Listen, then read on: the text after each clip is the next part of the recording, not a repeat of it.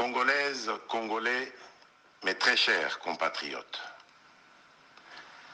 je m'adresse solennellement à vous en ce jour dans un contexte exceptionnel en rapport avec la situation sécuritaire que connaît notre pays dans sa partie orientale. Bakongomani kazi, bakongomani, inshuti z'igihugu, ku mugaragaro mboneyeho mu buryo budasanzwe kubagezaho uko umutekano uhagaze mu gihugu cyacu muri bino bihe turimo mu gice cya Kongo y'Iburasirazuba. Ce contexte d'agression et d'occupation des territoires dans le Nord Kivu est perpétré par le groupe terroriste dit du M23 avec l'appui avéré en hommes et en logistique du Rwanda. Uko bihagaze rero nuko turi mu ntambara muri Nord Kivu, tukaba turwana n'inyeshyamba zigaruriye uduce tumwe. Izo nyeshyamba za M23 zikaba zihabwa ibikoresho, abasirikare ndetse n'ubufasha bwose na leta ya Kigali. Au moment où je fais cette adresse, nos agresseurs occupent certaines localités dans le territoire de Rutshuru, occasionnant ainsi un drame humanitaire avec plus de 200 000. Ubu ndamenyesha abo barwanyi baduteye bakaba bamaze kwigarurira tumwe mu turere twa zone Rutshuru, bakaba baratumye abaturage bava mu byabo ndetse abarenga ibihumbi 200 bakaba barahunze ibikorwa by'urugomo mu karere karimo imirwano. Compatriotes forcés de fuir les affres terroristes dans les zones de combat. Ils se retrouvent en dehors de chez eux, sans logis, sans nourriture et sans soins. Bisanze hanze y'iwabo, nta byo kurya, ntaho kwikinga, nta n'imiti. Des instructions précises ont été données au gouvernement pour leur rassemblement et leur prise en charge. Au-delà de ces efforts, j'en appelle à un élan général de solidarité pour alléger leur fardeau. Leta yashyizeho amategeko n'amabwiriza kugira ngo bitabweho, nk'abanasabaga ubufatanye bwa kivandimwe ngo turebe ukuntu twaborohereza uwo mutwaro. Certes, cette situation n'est pas nouvelle. En effet, depuis plusieurs décennies, des groupes armés nationaux et étrangers écument l'est de notre pays en y commettant des atrocités innombrables sur fond d'exploitation illégale de nos ressources naturelles. Birumvikana ko iki kibazo atari gishyashya kuko hashize imyaka itabarika inyeshyamba zaba iz'abanyagihugu zaba n'iz'amahanga barwanira muri ako karere k'Iburasirazuba, bica bakora ubugome bw'indangakamere butabarika, biba amabuye y'agaciro y'igihugu cyacu bagisahura. C'est ainsi qu'à l'occasion de mon avènement, j'avais été amené à prendre l'engagement devant la nation de rétablir au cours de mon mandat la paix et la sécurité là où elles sont compromises et de les consolider là où elles existent. Niyo mpamvu ubwo ninjiraga mu nshingano zanjye niyemeje gukora ibishoboka byose nkagarura amahoro n'umutekano mu gihe cyose nyifite iyi manda natorewe, no gukora buri kimwe cyose gishoboka ngashyira ingufu aho zikenewe ngo bigerweho. Sitôt dit, sitôt fait, j'ai sans délai et de bonne foi commencé à développer, notamment avec tous nos 9 pays voisins, une diplomatie de proximité en vue d'établir avec eux des relations de coopération franches, transparentes et de caractère gagnant-gagnant. Nk'uko rero mubizi hakozwe ibishoboka byose ndetse ndacyakora ibyangombwa bikenewe. Ibyo byagezweho nk'uko nabashije kuvugana n'ibihugu 9 duturanye, nabashije kuvugana nabyo, bitwemerera gufatanyiriza hamwe nta buryarya ku buryo byunguka natwe tukunguka. Avec l'Ouganda, par exemple, nous sommes allés jusqu'à décider de mutualiser nos forces armées afin de combattre ensemble la nébuleuse des ADF, une milice d'origine ougandaise qui cependant n'opère que dans le Nord Kivu. Et aussi, nous avons lancé 2 projets de construction de routes transnationales.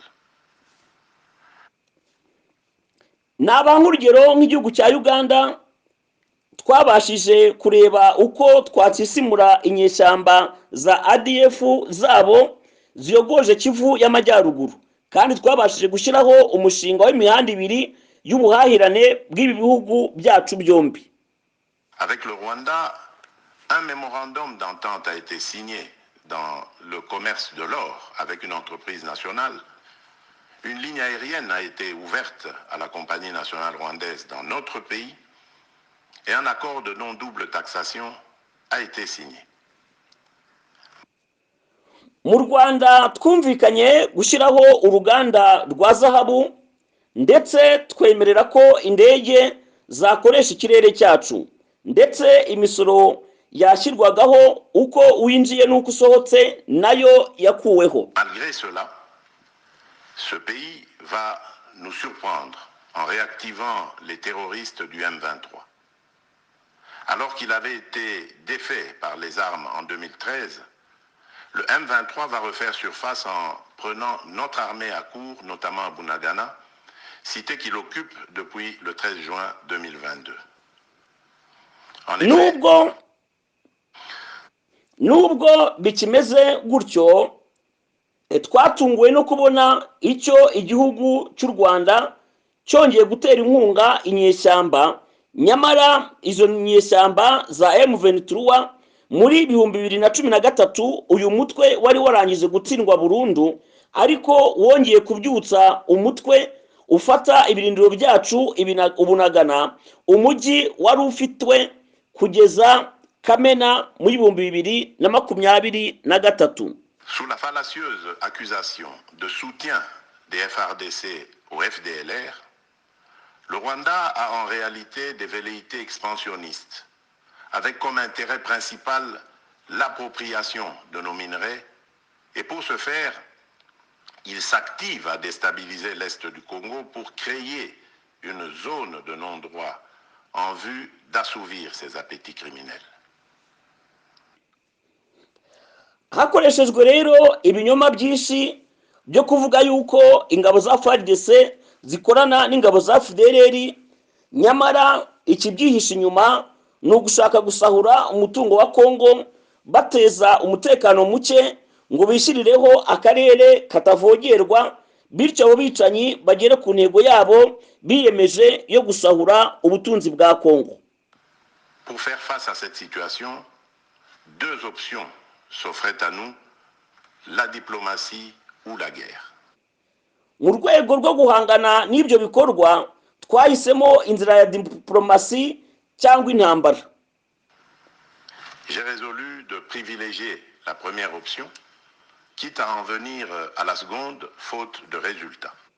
Njyewe rero nahisemo inzira ya mbere, niba nta kigezweho hagakoreshwa iriya nzira yindi. L'option diplomatique a donc été mise en œuvre. Rero ibiganiro mu by'ukuri byaratangiye n'ubu ngubu kandi ndabikomeje. C'est ici l'occasion pour nous de rappeler que notre attachement à la recherche de la paix par des voies pacifiques n'est aucunement un signe de faiblesse, moins encore un aveu d'une incapacité de notre pays à s'inscrire dans une logique de guerre totale contre tous ceux qui continuent à abuser de notre patience. Nababwiye ko tutazigera ducogora gushakisha inzira y'amahoro, ntabwo twigeze ducika na gato intege, hehe no kumva ko igihugu cyacu cyahwema kwihanganira abatera igihugu no guhungabanya umutekano wacu. Ahubwo ni wa muco wacu wo mu by'ukuri wo gukunda no gushaka amahoro no kuyaha abandi. Mais plutôt une expression de notre culture de paix et de notre identité légendaire de peuple hospitalier. C'est ainsi que dès le 20 juin 2022, j'ai pris part aux travaux du 3e conclave des chefs d'État membres de la communauté d'Afrique de l'Est à Nairobi, au Kenya, qui avait comme agenda l'examen de la situation sécuritaire dans l'Est de notre pays. niyo mpamvu ku itariki 20 z'ukwezi kwa gatandatu nagiye mu nama y'abakuru b'ibihugu byo muri East Africa i Nairobi muri Kenya turebera hamwe uko amahoro yagaruka mu karere. À l'issue de ce forum, les dirigeants des pays membres de la communauté d'Afrique de l'Est sont tombés d'accord sur le déploiement d'une force régionale pour imposer la paix dans l'Est de la République démocratique du Congo. Ni muri ubwo buryo ibihugu byose byo muri East African Community byemeranyije kohereza ingabo zazo mu karere zo kugarura amahoro mu karere. Le sommet a appelé à une cessation immédiate de toutes les hostilités à l'est de notre pays et a demandé à tous les groupes armés, tant étrangers que locaux, à déposer les armes immédiatement et sans condition et à Inama yemeje ko impande zose zirwana zihagarika intambara mu burasirazuba bwa Kongo ndetse bategeka ko imitwe yitwaje intwaro yaba y'abanyagihugu yaba inyamahanga yashyira ibirwanisho hasi nta mananiza abayeho. engagé dans le processus politique. Le 6 juillet 2022, j'ai accepté de rencontrer à nouveau le président du Rwanda, cette fois à Luanda, sous l'égide du président Joao Lourenço, sous couvert de la Conférence internationale des régions des Grands Lacs africains, la CIRGL. Il en est sorti une feuille de route qui stipule entre autres objectifs normaliser les relations politiques et diplomatiques entre la République démocratique du Congo et le Rwanda. Ku itariki ya gatandatu z'ukwezi kwa karindwi nabonanye na perezida w'u Rwanda i Rwanda tubifashijwemo na perezida Lorenzo bihagarikiwe n'inama y'ibihugu byo mu karere k'ibiyaga bigari CIRGL. Hemeranijwe ko ibibazo byose bya politike n'imibanire byabonerwa umuti uhamye hagati ya Kongo n'u Rwanda. Et pour y parvenir, la première action retenue, arrêt des hostilités et retrait du M23 des positions occupées conformément au communiqué final de Nairobi. Icyagombaga gukurikiraho ni ihagarikwa ry'imirwano no gukura ingabo za M23 aho zari zafashe nyuma y'amasezerano ya Nairobi. Une fois de plus, aucune avancée sur le terrain de la paix attendue par notre population n'a été observée. Nyamara ibyari bitegerejwe n'abaturage bacu nta na kimwe cyubahirijwe. La dernière activité diplomatique en date a été la rencontre avec le président Paul Kagame autour du président français Emmanuel Macron et à l'initiative de ce dernier en marge de l'Assemblée générale des Nations unies à New York. Ici également, pour l'essentiel, il a été acté le principe d'un cessez-le-feu immédiat et du retrait inconditionnel du M23 des positions qu'il occupe. Toujours. Ibyo rero byatumye habaho ibiganiro na Kagame hamwe na perezida w'Ubufaransa Emmanuel Macron byateguwe n'inteko rusange ya ONU yaberewe i New York aho byemejwe ko intambara ihagarara ndetse ingabo za M23 zikava ku butaka bw'ahantu hose bafashe nyamara nabyo ntacyo byatanze na gato. Sans résultat tangible sur le terrain. Mes chers compatriotes, comme vous pouvez le constater, malgré notre investissement et les efforts fournis dans cette optique, la paix et la sécurité ne sont pas au rendez-vous. Bavandimwe nk'uko namwe mubyibonera ntacyo ntakoze gishoboka ngo ndebe uko amahoro n'umutekano byagaruka ariko nkomeje kunanizwa. L'unité nationale et de l'intégrité territoriale, je réitère mon engagement constitutionnel de défendre la patrie jusqu'au sacrifice suprême. nk'uko igihugu cyigenga kandi gigomba guharanira ubusugire bwacyo butavogerwa, niyemeje gutangaza ko nzitangira igihugu cyanjye kugeza ku mwuka wanjye wa nyuma. Mes très chers compatriotes, ne doutons jamais qu'ensemble réfléchis et engagés, nous puissions changer le monde. Bityo bavandimwe, ntihagire ushidikanya ko nidushyira hamwe ubwenge n'ibitekerezo n'imbaraga byacu tuzashobora guhindura isi. À vous, nos vaillants soldats, vous qui avez pris l'engagement de servir sous le drapeau, je vous invite ici au sens élevé du patriotisme en ce temps particulièrement exceptionnel de notre histoire. Mwe basirikare b'intwari biyemeje cyane, mwebwe mwarahiriye gukorera igihugu, nkaba mbararikiye kwitangira igihugu mu gihe nk'iki kidasanzwe cy'amateka yacu.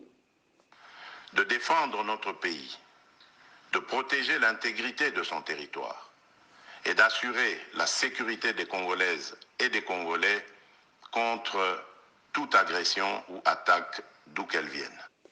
Tukarwanira igihugu cyacu, tukarengera ubusugire bwacyo no kurengera abenegihugu ababatera bose n'aho baturuka, tukabakoma mu nkokora.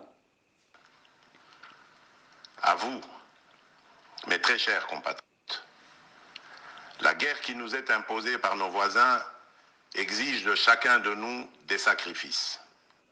Bavandimwe nkunda, intambara twatejwe n'abaturanyi bacu izakenera ko buri wese yitangaho igitambo. C'est le moment de taire nos divergences politiques pour défendre tous rassemblés notre mère patrie. Ni igihe cyo kwibagirwa ibyadutandukanyaga muri politike, twese tugahurira ku gihugu cyatubyaye. Notre histoire et notre marche commune ont sans cesse démontré que loin de s'effondrer, notre nation et son peuple ont toujours relevé ce genre de défi et nous en sommes toujours sortis victorieux. Restons tous unis et solidaires derrière nos forces de défense et de sécurité. Amateka y'igihugu cyacu yatweretse ko igihe igihugu cyacu cyari mu makuba yo guhanagurika, abenegihugu bahagurutse bagahagurukira rimwe bakakirwanirira, byaje kurangira begukanye intsinzi. Natwe rero dushyigikire ingabo zacu, tuzitere ingabo mu bitugu, kandi tugume twese tube bamwe, tugire ubumwe. La situation actuelle, loin de nous affecter, n'est qu'une épreuve de plus que nous allons surmonter pour raffermir davantage notre unité.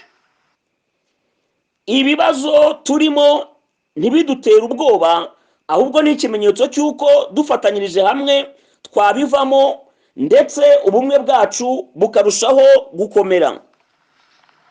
Au-delà de tout clivage politique, idéologique, religieux et tribal, la défense de la mère patrie est le seul objectif qui doit nous unir en ce moment.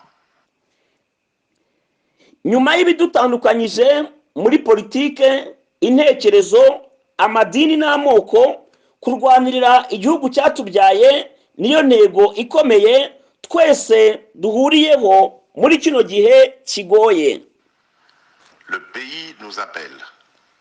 La nation a besoin de l'engagement de toutes ses filles et de tous ses fils. Igihugu kiradukeneye, abahungu n'abakobwa kurwanirira igihugu cyacu no kukitangira nizo nshingano. Je vous appelle à ne pas céder aux propos xénophobes et autres discours de haine ou de stigmatisation des communautés rwandophones, dont l'asservisseur se sert pour faire du chantage et de la manipulation. Ndamaganira kure imvugo mbi z'inzangano n'amacakubiri hamwe no guha akato abavuga ururimi rw'ikinyarwanda, byose umwanzi yuririraho akoresha bamwe muri izi ntambara. Tout acte allant dans ce sens sera sévèrement puni. Uzabigerageza wese azahanwa yihanukiriye. En réponse à la forte demande de la jeunesse, j'invite celle-ci à s'organiser en groupe de vigilance en vue d'appuyer et d'accompagner et de soutenir nos forces armées, nos forces de défense dans l'accomplissement de leur noble mission. Nkaba mboneyeho kubwira mwebwe bene gihugu kwishyira hamwe mu bushishozi, mugashyigikira kandi mugatera inkunga ingabo zanyu kugira ngo dushobore kugera ku ntego zihaye y'intashyikirwa. C'est ici l'occasion de mettre en garde tous les traîtres civils ou militaires et autres brebis galeuses qui servent les intérêts de l'ennemi. Ils seront exposés à la rigueur de la loi en ayant le juste châtiment que mérite ce genre de comportement. Mboneyeho umwanya wo kumenyesha abagambanyi, baba abasivile, baba abasirikare, baba abihishe mu ngabo no mu zindi nzego z'igihugu bakorera umwanzi, ko bazahanwa n'amategeko yihanukiriye akwiriye abantu nk'abo ngabo bitwara mu buryo nk'ubwo ngubwo bugayitse. En outre, tout en renouvelant mon appel lancé à nos jeunes qui en ont la vocation de s'enrôler massivement dans nos forces armées. Tukaba nk'uko tudasiba kubivuga dusaba urubyiruko kwiyandikisha mu ngabo ku bwinshi. Je réitère l'instruction faite au chef d'état-major général d'accélérer à cet effet la mise en place de centres de recrutement à travers les 26 provinces que compte notre pays. Chers compatriotes, nous devons ensemble avoir conscience que nul autre que nous-mêmes ne viendra sauver notre nation et que cela exige de chacun de nous une mobilisation tous azimuts. Que Dieu bénisse la République démocratique du Congo. Ndibutsa kandi amabwiriza nahaye umugaba mukuru w'ingabo kwihutisha ikigo cy'igihugu cy'imyitozo muri province 26 z'igihugu. Bene data, twese ni ngombwa ko buri wese yumvisha ko nta wundi waza kuducungura usibye twebwe twenyine, kandi kugira ngo bigerweho nuko buri wese yakwitanga atizigamye. Imana ihe umugisha Republic Democratic of Congo.